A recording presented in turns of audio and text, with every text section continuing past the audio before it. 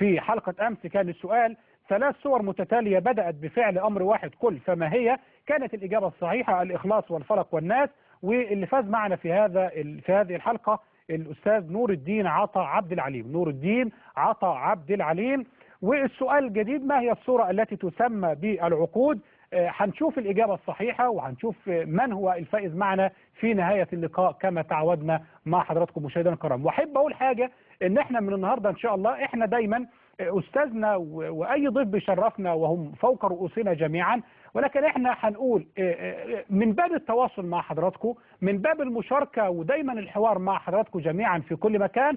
اي حد هيتصل بنا بمجرد ما هنقول ان احنا هنعلن اسم الفائز في نهاية اللقاء، اي اتصال هيجي لنا هو اللي يختار رقم ايا كان الرقم وايا كان المتصل سواء من مصر او من خارج مصر، هيقول لنا الرقم ونشوف الاجابه اذا كانت صحيحه او خاطئه. فهنشوف مين اللي هيتصل بنا في النهايه ان شاء الله ومن هو الفائز في السؤال النهارده.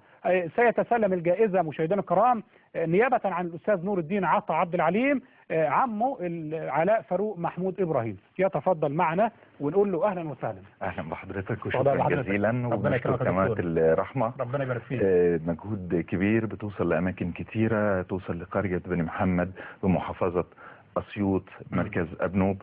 هذا يعني انها تستطيع ان تصل الى اماكن كثيره في مصر وخارج مصر. وشكرا جزيلا لك. شكرا جزيلا. نور ما جاش ليه؟ لظروف صحيه للاسف. يعني المسافه طويله وظروفه صحيه لم تسمح. جميل ما شاء الله. يعني كنت اتمنى ان يكون موجودا بيننا. سفينه النجاه هل انت ركبت معانا فيها؟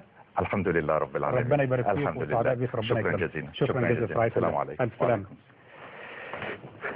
شكرا جزيلا. السؤال مشاهدينا الكرام وهنشوف من هو الفائز معنا في نهايه اللقاء: ما هي الصوره التي